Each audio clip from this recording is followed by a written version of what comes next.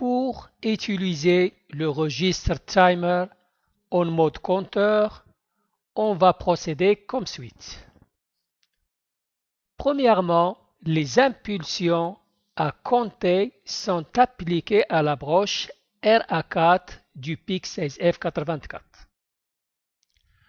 Deuxièmement, on doit trouver le mot de contrôle qu'on va charger dans le registre option. Pour trouver le mot de contrôle, on vous propose la démarche suivante.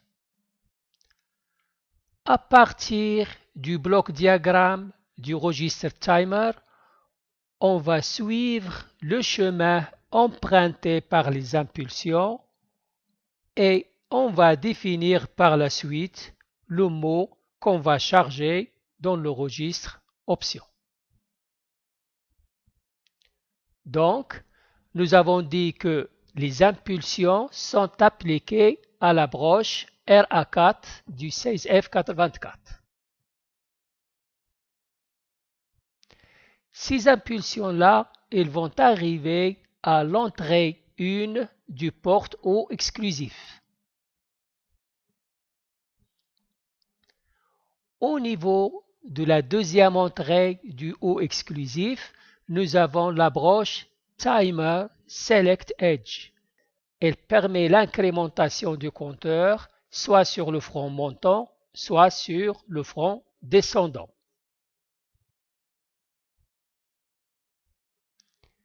À la sortie du haut exclusif, on arrive à l'entrée 1 du premier multiplexeur.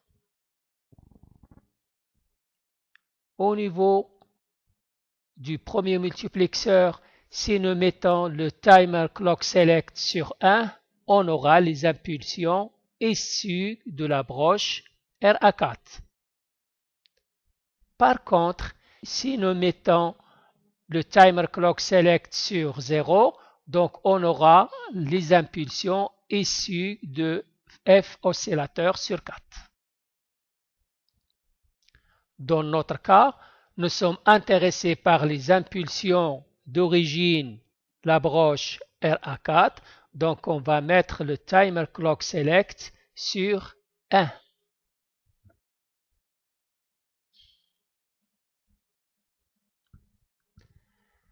Maintenant, au niveau du deuxième multiplexeur, il y a l'entrée 1 qui contient les impulsions sans division. Par contre, l'entrée 0 du deuxième multiplexeur, les impulsions, elles passent à travers un prédiviseur. Dans notre cas, nous sommes intéressés par les impulsions sans division, donc on va mettre le PSA sur 1.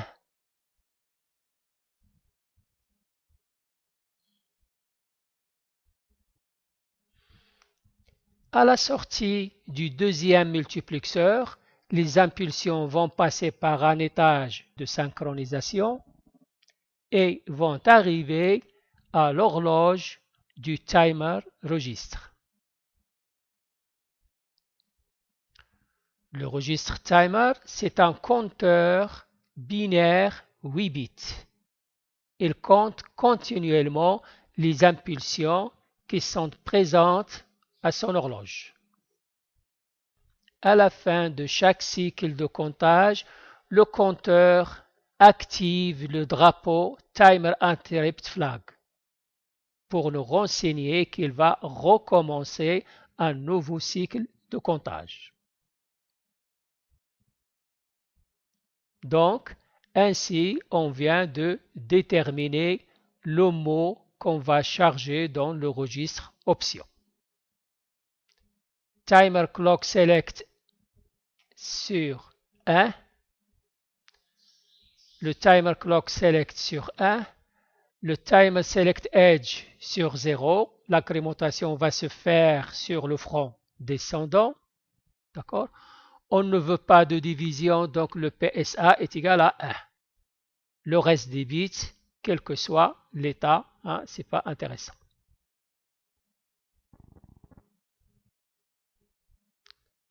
Du côté schéma, nous avons l'horloge externe qui délivre des impulsions à une fréquence d'un Hertz et ces impulsions-là sont appliquées à la broche RA4. Ici, nous avons placé un compteur témoin qui va compter les impulsions délivrées par l'horloge externe.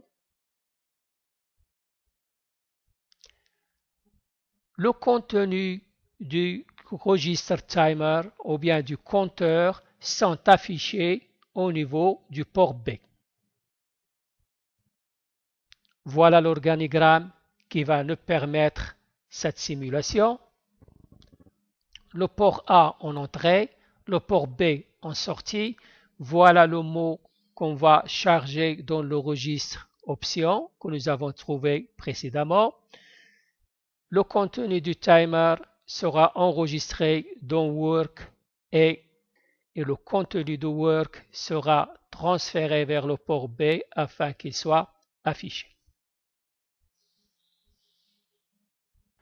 Du côté de la simulation, voilà le fichier assembleur. Après configuration des ports, nous avons ici le mot qu'on va envoyer vers le registre option.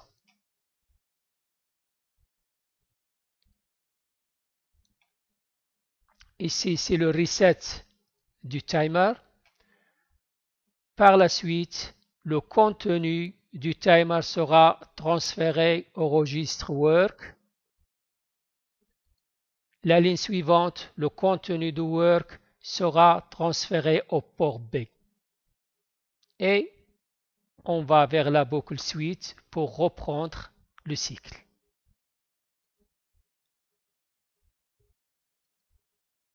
Simulation. On vous rappelle que les impulsions à compter sont délivrées par l'horloge externe et sont à une fréquence de 1 Hz. Voilà, ils sont appliqués à la broche RA4. Le contenu du timer est envoyé au port B,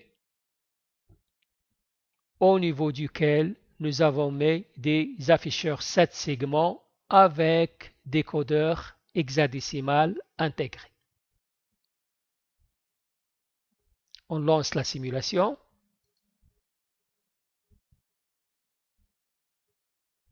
Vous voyez bien ici que le compteur témoin a compté 3 impulsions délivrées par l'horloge. Et ici, nous avons le contenu du timer qui indique aussi qu'il a compté 3 impulsions. On relance la simulation.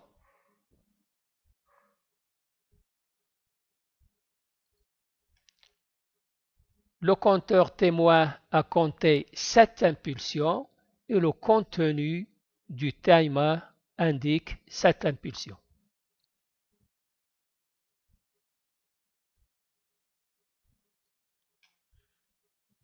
Le compteur témoin indique 9 impulsions et le contenu du timer indique également 9 impulsions. Ici, il faut faire attention. Nous avons dit que le compteur témoin, il compte en décimales. Par contre, le contenu du timer, il est affiché en hexadécimal.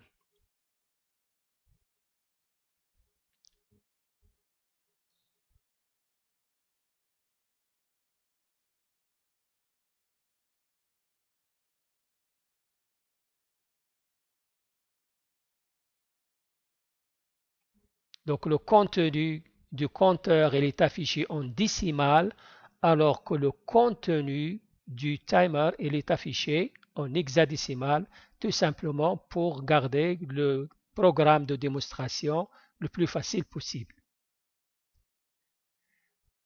Entre parenthèses, l'algorithme de la conversion de l'hexadécimal vers le décimal fera objet d'un bon exercice pour les élèves.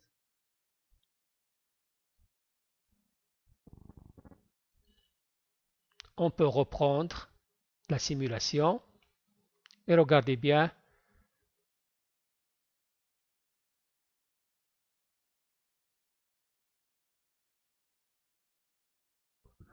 vous remarquez bien que le contenu du compteur témoin est identique à celui du contenu du registre timer programmé comme compteur sans division.